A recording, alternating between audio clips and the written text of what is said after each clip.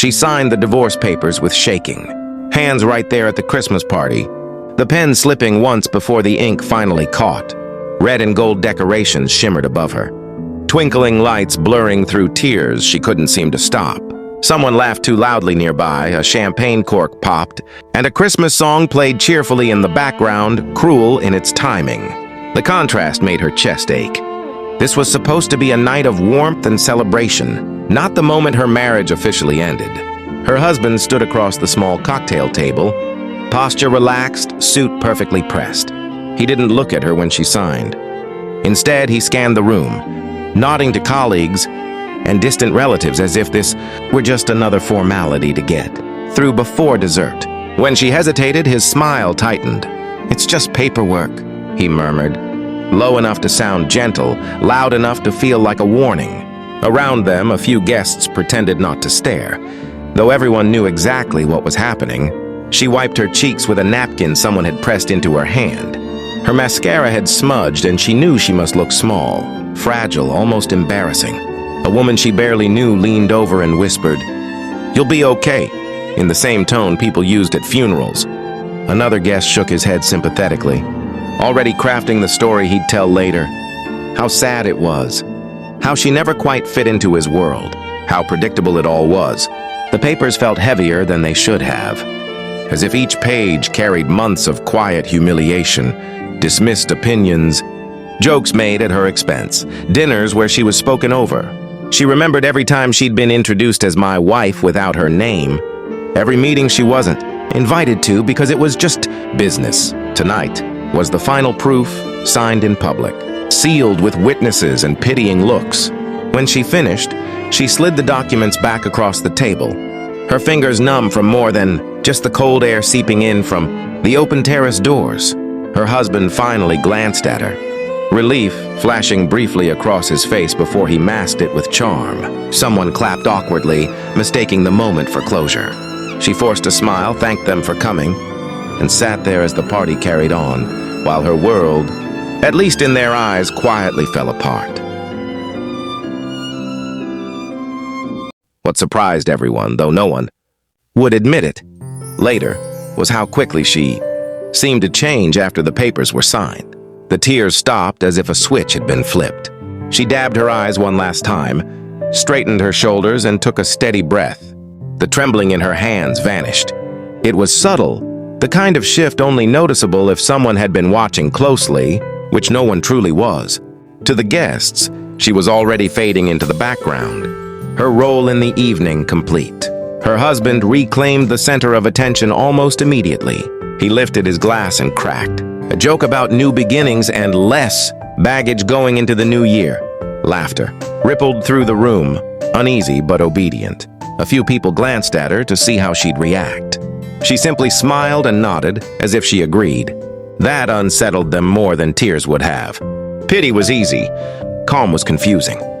She moved through the crowd slowly, accepting murmured condolences like wrapped gifts she had no intention of opening. Each person spoke as though the divorce were a personal failure she needed help recovering from. "You're still young. You'll meet someone better. At least you tried." She thanked them all, her voice soft, her expression warm. Not one of them asked what she wanted now. Not one of them wondered whether she had already planned her next step. Near the bar, a waiter hesitated before speaking to her. "I'm sorry," he said quietly, eyes sincere. There was no curiosity in his voice, no judgment, just kindness.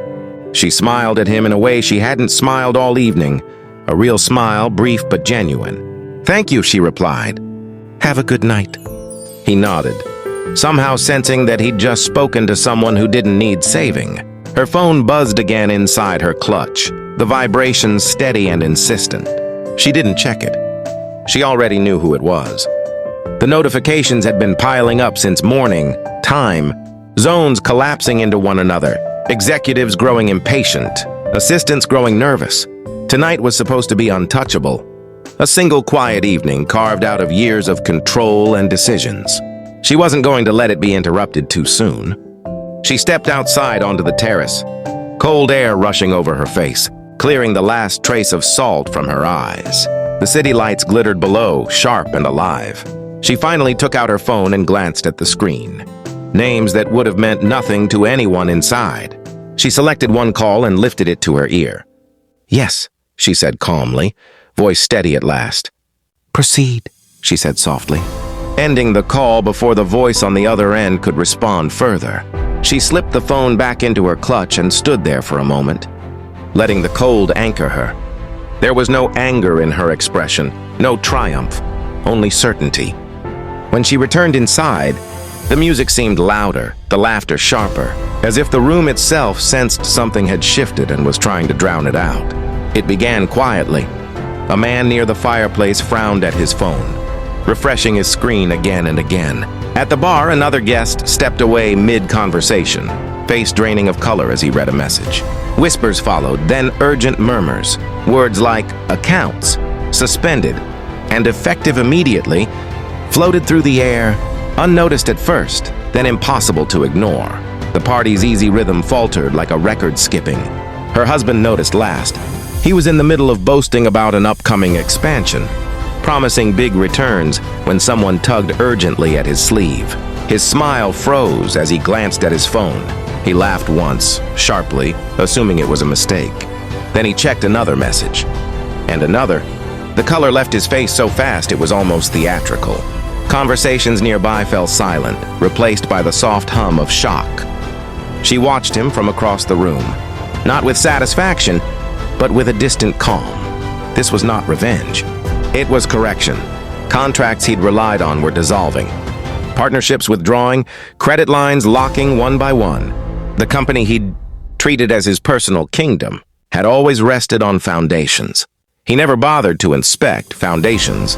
She had built, reinforced, and quietly owned. Guests began to piece it together. Eyes turned toward her, curiosity replacing pity. Someone whispered her name, finally using it. Another remembered a vague introduction years ago, a passing comment about investments overseas that had been laughed off. Realization spread slow and electric. She crossed the room with unhurried grace, heels clicking softly against the floor. As she passed him, she paused just long enough to meet his eyes. There was no gloating there, only clarity. "I hope you find that new beginning you were talking about," she said gently. "Merry Christmas," she said, sincere and composed. And in that moment, everyone understood. The woman who had signed away her marriage in tears had lost nothing at all.